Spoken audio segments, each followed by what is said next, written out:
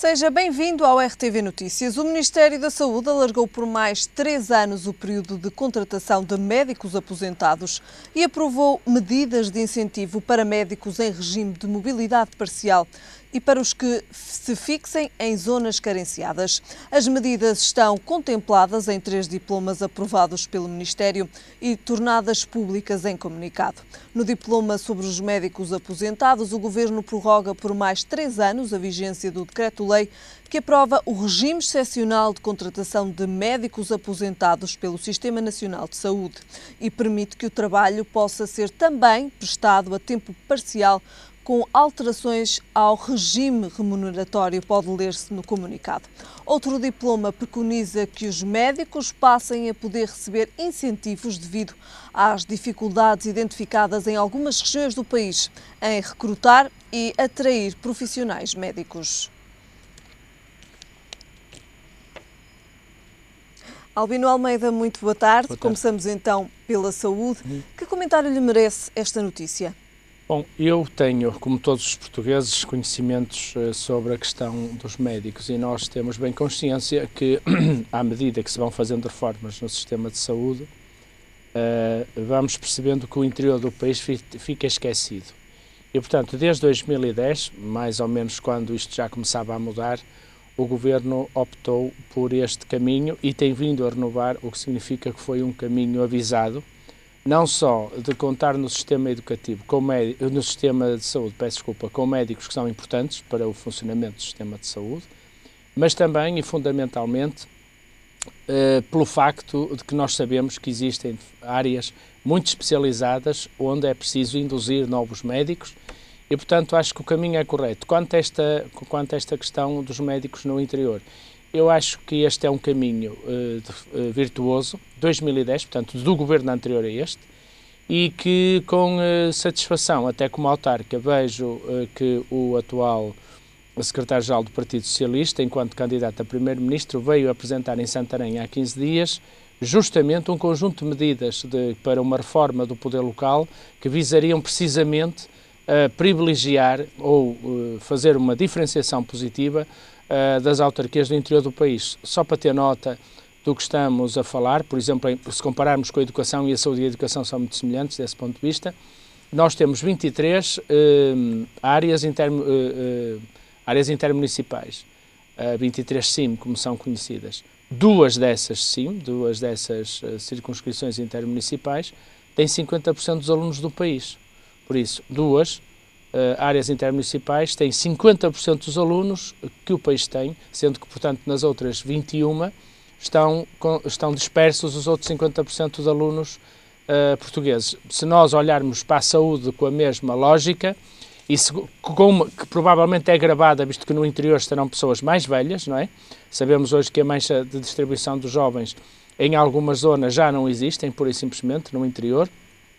Mas existem pessoas de idade, também sabemos que são as últimas pessoas dessas zonas do interior, em muitas zonas do país, e, portanto, significa que carecem de maiores apoios, duram mais e precisam de mais apoio médico, e, portanto, é uma medida que importa seguir com atenção e perceber se vai funcionar a bem das populações que ainda mantêm alguma vida no interior. Nomeadamente no interior. Exatamente. São medidas positivas. São medidas positivas. De facto, faltam profissionais de saúde e falta também sabê-los cativar para estas regiões do interior. Eu penso que nós temos hoje alguns problemas, por isso é que lhe falava desta medida que me parece uma das melhores medidas que estão em cima da mesa para a discussão eleitoral e que tem que ver justamente com a necessidade de nós termos no interior do país cuidados médicos e podermos até também no interior do país começar a fazer algum trabalho, nomeadamente na área da enfermagem, visto que muitas doenças de caráter, que são as crónicas, que antigamente eram mortais, mas que hoje são crónicas e, portanto, a vida das pessoas pode ser longa mesmo convivendo com essas doenças. Estou a falar da diabetes, estou a falar de um conjunto de doenças que, precisando de um médico para fazer a supervisão, nomeadamente é o internista que faz, podem ter de facto também este caminho, poder ser dado aos enfermeiros, porque podem fazer um conjunto de tarefas que normalmente são os médicos que fazem, mas que hoje já podem fazer e que certamente trariam uma qualidade de vida muito grande às pessoas. Lembrar, por exemplo, que na Noruega as equipas nas escolas as equipas que fazem a ligação com a sociedade, com as famílias e com toda a sociedade para fora das escolas são precisamente os enfermeiros. Os Nurse School é uma competência que é conferida aos enfermeiros de, por exemplo, nas escolas, perceberem os problemas de saúde e sociais que as crianças têm e fazerem depois o encaminhamento. Portanto, como eu digo, era uma matéria, fica aqui uma sugestão de um cidadão que é também autarca, no sentido de podermos, com as autarquias, no futuro, criar incentivos para que os nossos enfermeiros, que certamente estão, curiosamente, porque aqui há um estímulo salarial, como se percebeu, nomeadamente mais 900 euros para quem vai para o interior, e nós estamos a mandar muitos enfermeiros para a Inglaterra, ou seja, temos aqui o custo da sua formação e depois mandámos-los completamente licenciados e capazes para a Inglaterra, e se calhar teríamos algumas tarefas que poderiam ser melhor desempenhadas sob a supervisão de um médico, um internista no interior e enfermeiros a fazer este trabalho de apoio às populações. Se calhar é uma medida a pensar com seriedade. Como autarca só posso estar, como lhe digo, satisfeito com isto para termos ainda a expectativa de não deixar que o país fique todo encostado ao litoral. Podemos, de facto, ver aqui que em 2015, com estas medidas, podemos ter uma melhoria no setor da saúde, que começou tão mal em 2015? Sim, eu diria que a questão da saúde tem a ver com a forma como este governo vive debaixo da ditadura da Ministra das Finanças, que, aliás, como se percebe até na relação com os outros Ministros das Finanças, deve julgar-se alguém que está indemne e afastada do mundo real. Ela acha que os números é que devem funcionar, há de ter as razões dela, seguramente, mas isto é feito para pessoas, não é?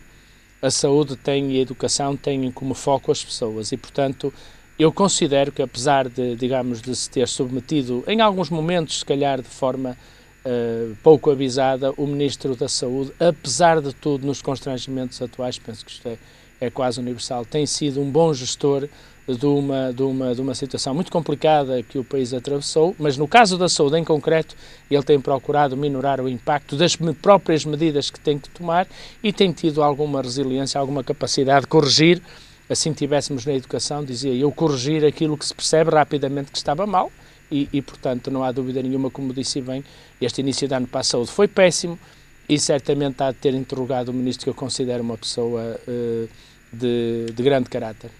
Muito bem. Passamos agora para o nosso segundo tema. Ontem veio a público que os aumentos do IMI foram muito acima daqueles que eram esperados. No entanto, hoje o Governo vem dizer que não são mais do que 10%. Este aumento de IMI pode trazer consequências negativas? Vamos ver. Nós temos assistido, desde 2011 para cá, 47% dos rendimentos do trabalho passaram diretamente para o capital. E mesmo nestas semanas em que o Banco Central Europeu começou a comprar dívida pública, do que estamos a falar é que o Banco Central Europeu vai, junto dos bancos, trocar a dívida que os bancos têm dos países e dar-lhes liquidez, portanto, ficando o Banco Central Europeu com a dívida que estava na banca. Teoricamente, isto visa que a banca tenha disponibilidade para emprestar.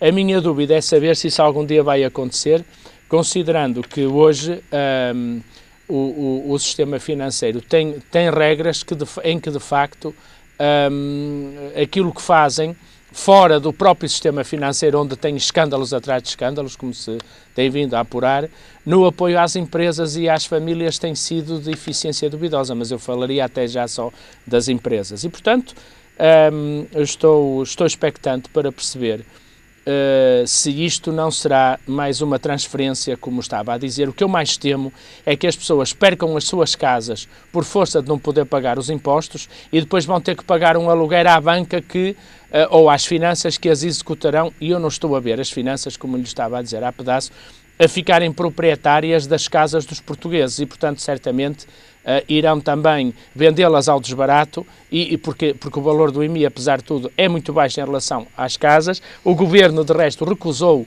impedir a penhora numa lei proposta pelo Partido Socialista, de impedir a penhora das habitações em função de débitos, nomeadamente desta natureza, e, portanto, eu espero que não estejamos aqui mais uma manobra absolutamente intencional de passar rendimento dos portugueses, mais este agora, com sustento nas casas que adquiriram, mais uma vez para a banca, que é onde isto vai parar no final das contas, porque quando o Governo licitar os imóveis que apreender por força do não pagamento do IMI, será seguramente a banca a comprá-los em pacote e depois a fazer aqueles leilões que nós conhecemos e, portanto, é uma transferência de novo das poupanças, agora das poupanças das famílias, ou seja, do seu rendimento de novo para o setor financeiro. Mais uma medida, por assim dizer, que não abona a favor das famílias portuguesas. Não, este é, aliás, um governo contraditório. Põe uma comissão a estudar o problema da natalidade e, a seguir, em tudo o que pode, é um governo quase anti-famílias, exceto para lhes dar a sopinha. O Governo gosta muito de lhes dar sopa no sentido estrito da palavra, embora eu também acho que na legislação dá muita sopa às famílias, mas depois gosta de lhe dar uma sopa nas cantinas sociais, onde de resto gasta mais do que gastava, gasta o dobro do que gastava no rendimento social de inserção, o que dá bem a noção de que isto é uma agenda, de facto, liderada por pessoas que de humanos, por isso é que eu excepcionei muito o Ministro da Saúde, porque quando eu olho para a Segurança Social fico aterrado com a forma como se está a fazer este trabalho, e quero salvaguardar aqui o Secretário de Estado da Segurança Social, que apesar de tudo no terreno tem feito bom trabalho, numa lógica até que me parece bastante diferente da lógica caridosa do Sr. Ministro Mota Soares. Muito bem. Aqui então o IMI a perder então a sua cláusula que impedia aumentos. Exato. Falamos agora da política internacional, falamos agora da Grécia, que esta semana se senta novamente com o Eurogrupo para falar e para acertar, digamos assim, novas medidas para a Grécia. Albino Almeida, depois de termos visto uma campanha política na Grécia em que, de alguma forma, punha a população no topo das suas principais medidas e preocupações, de alguma forma o povo grego pode sair deste acordo conseguido, ou deste acordo que a Grécia vai conseguir, pode sair de alguma forma penalizado e de alguma forma pode também ver aqui que este governo não corresponde às suas expectativas? Não, eu diria o seguinte, todos nós aprendemos na vida e eu quero dizer-lhe que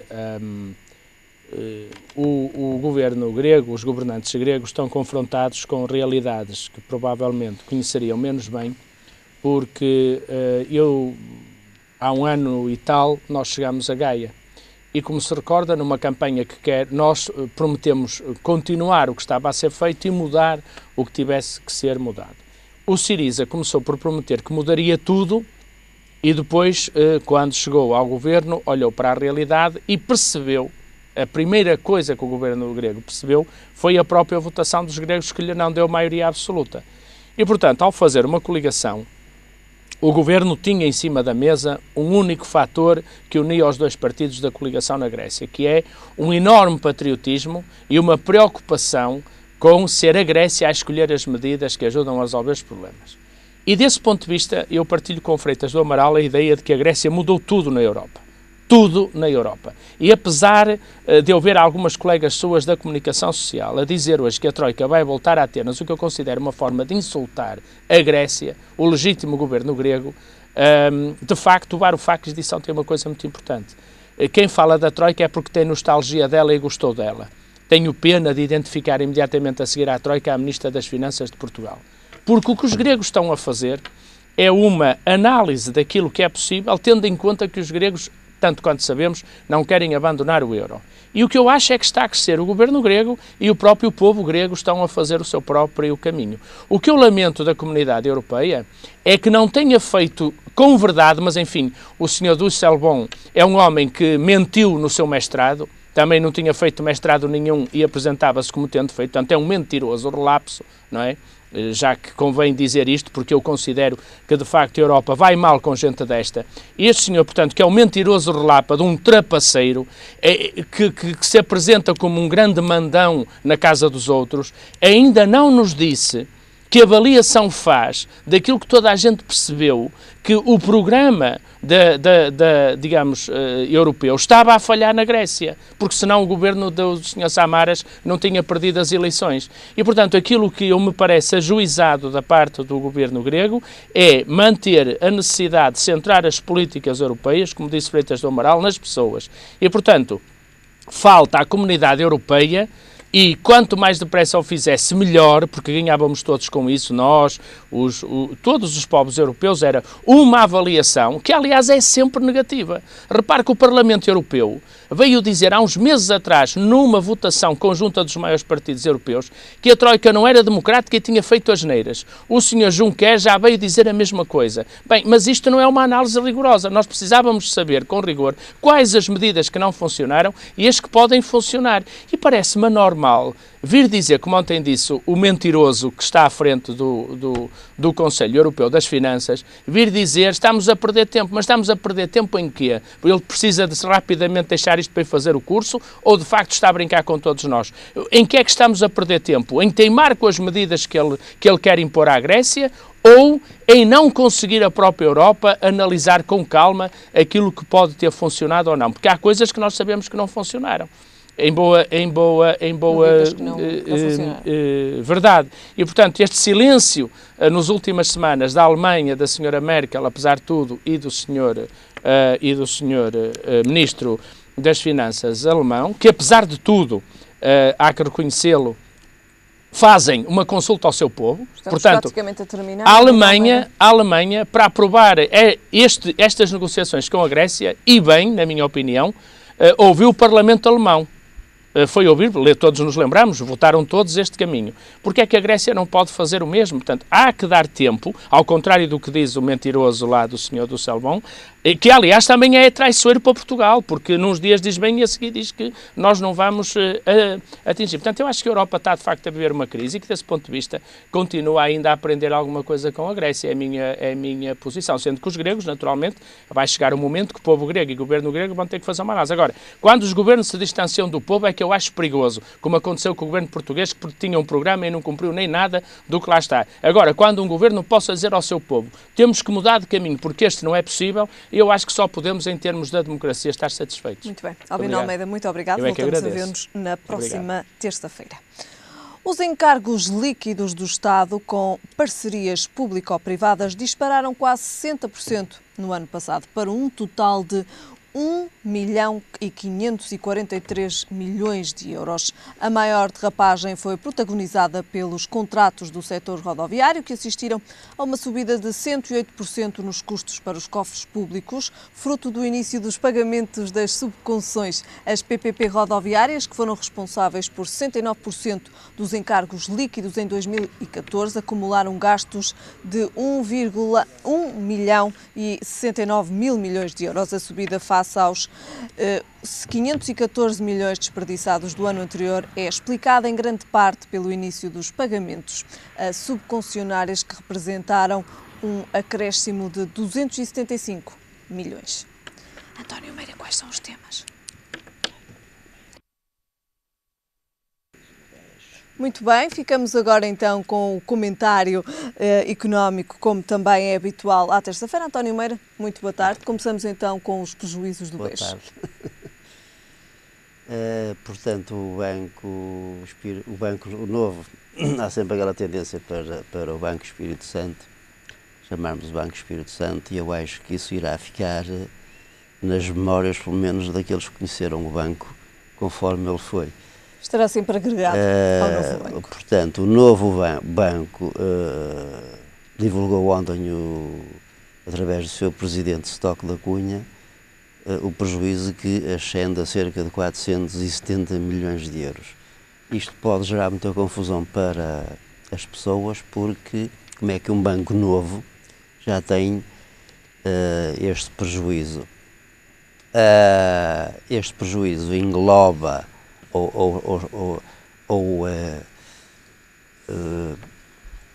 ou neste prejuízo está incorporado valores que se chamam imparidades, e essas imparidades têm a ver com potenciais perdas que o banco possa vir a ter no futuro. Não quer dizer que as tenha, mas provisionou essas perdas. Grande parte dessas perdas serão clientes que poderão não pagar, que passaram para o novo banco e que poderão não pagar ao banco. Porque a atividade deste banco tem cerca de 6 meses, portanto E vimos também já alguns protestos de antigos clientes que invadiram algumas... Os protestos têm a ver com o tal papel comercial e com as ações que os clientes não irão receber, que está a ser neste momento estudado pela CMBM e pelo próprio Banco de Portugal a possibilidade de ressarcir esses clientes desses valores que eu acho que essas entidades deviam ter mais um bocadinho de juízo e não tomarem decisões à pressa como tomaram em agosto e tomaram essas posições não estando em sintonia as duas entidades, o CMBM e o Banco de Portugal. Claro que o Banco de Portugal, relativamente à banca, tem um poder quase absoluto e um poder relativamente superior à CMBM. De qualquer forma, houve ali um desentendimento, houve um desencontro e, portanto, o resultado também está à vista. E claro que é muito desagradável um investidor, um pequeno forrador, um pequeno investidor, não estamos a falar nos grandes investidores, como o Goldman Sachs ou outros bancos, ou a Isabel dos Santos, por exemplo, não era acionista do BES, mas há acionistas de referência do BES, não é? Como o Crédit Agricole, o banco francês, um dos maiores bancos franceses. Esse aí poderiam ter um tratamento diferente relativamente aos pequenos investidores, porque há muitos casos em que as pessoas ficaram sem as suas poupanças de uma vida. Mas nas últimas semanas tem vindo a público de que o Banco de Portugal estaria a estudar a possibilidade de resolver essas situações. Eu sou um cliente lesado também Espera reaver do BES, embora a minha conta passou para o novo banco, portanto eu irei exigir ao novo banco que me pague, porque recebo extratos do novo banco, não recebo extratos do banco antigo, ou do banco mau, ou do BES. Espera ser ressarcido? Não, é assim, a mim nunca me disseram, eu posso falar que, portanto, também estou envolvido neste assunto, a mim nunca me disseram que não pagavam. Deixaram de pagar juros desde outubro do ano passado e não me deixaram mexer no dinheiro. Neste caso, não me deixaram de mexer na aplicação. Curiosamente, escrevi uma carta à agência e à gestora de conta, criou uma reunião urgente, porque recebi uma carta recentemente do novo banco, a dizer que, enfim, um pouco havia ali, estavam a tentar ocultar a situação e eu também não irei permitir, e portanto assim, também sou um cliente lesado do banco mau, mas a minha conta está no banco novo. Se está no banco novo, o banco novo tem que assumir a responsabilidade. Mas não há para já um prazo? Não há para já um prazo. Falava-se em abril deste ano, ou fala-se também que essas aplicações serão recompensadas no futuro. Neste momento não, mas o investidor terá que deixar lá a aplicação na condição de ser ressarcido. Agora, infelizmente, há muitos casos em que as pessoas se serviriam até desses rendimentos para a sua vida pessoal. E esta situação do banco, do prejuízo, de qualquer forma, se calhar ninguém estava à espera de um prejuízo elevadíssimo em tão pouco tempo, tendo em conta que nos foi dito pelo Banco de Portugal que este banco era bom e era um banco novo e que não havia qualquer problema. E que tem pouco tempo também. E que tem pouco tempo de atividade e que foi buscar os ativos, não foi buscar os passivos. Sinceramente também não entendo. Isto até é mau para quem quer comprar o banco. Já não sei se dos 17 potenciais compradores, se calhar já metade vão desaparecer, porque o banco não está assim tão bom como diziam, não é? Como é que se explica estes valores? A explicação foi aquela que eu dei no início. Portanto, há um termo técnico que são as imparidades, são provisões que o banco faz, embora venha a receber, se o banco receber todas estas imparidades, no futuro isto não é prejuízo, mas é um resultado positivo. Portanto, isto acresce aos resultados futuros de o banco, se ele conseguir receber provavelmente não irá receber esse montante todo, porque a grande parte é de clientes que devem ao banco e, como todos nós vemos, atualmente ainda continua a haver muitos problemas nas empresas e nos particulares na liquidação dos valores em dívida ao banco, não é? Portanto, a economia ainda não está suficientemente forte, de forma a que as empresas gerem liquidez e que os particulares também gerem liquidez, mas neste caso, concretamente, este valor deve pertencer mais a empresas do que a particulares, e a economia não está suficientemente forte e provavelmente poderá não ser tão forte nos próximos anos, porque a Petrogal irá desinvestir, creio que são 20 mil milhões de euros, agora já não me recordo, até 2020. Ora, se a Petrogal, em conjunto com a Auto Europa, são dos maiores exportadores portugueses, só essas duas empresas representam 20% das exportações portuguesas. Isto é um mau pronúncio, porque as nossas exportações poderão ser afetadas com este desinvestimento e o próprio PIB será também afetado.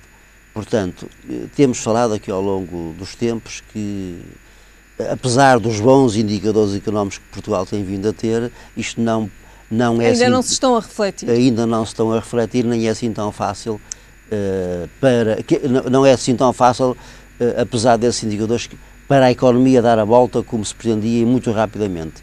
Agora, para além de tudo aquilo que se fez, de tudo aquilo que se tem feito, temos estas empresas, é o caso da Auto Europa, que muitas vezes para a produção, eu creio que até está prevista uma paragem de produção para breve, e só essa paragem de produção é o suficiente para que o PIB não cresça, para que as exportações não cresçam aquilo que normalmente é previsto.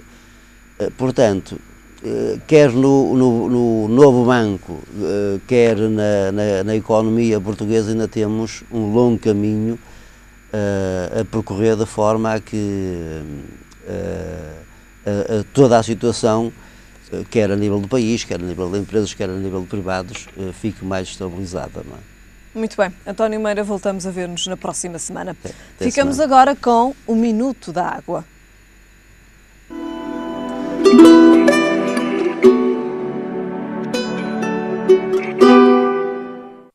A água da torneira é uma água natural, tratada, mineralizada e equilibrada, que contém sais dissolvidos em quantidades que são essenciais à saúde.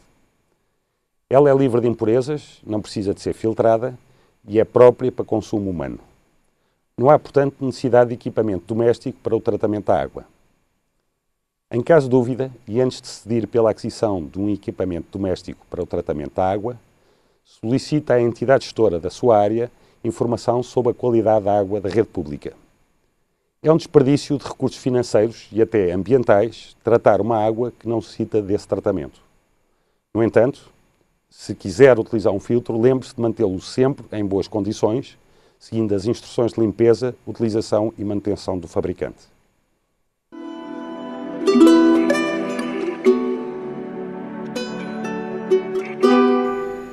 Ficamos agora com a previsão do estado do tempo para amanhã. É esperado céu pouco nublado ou limpo, apresentando-se em geral muito nublado nas regiões do litoral oeste até final da manhã. Quanto a temperaturas, do Porto espera uma mínima de 7 graus e uma máxima de 16. Em Lisboa a mínima será de 9 graus e a máxima de 22. E em Faro a mínima será de 12 graus e a máxima de 21. É tudo por agora, a informação está de regresso mais logo. Até lá, fique bem.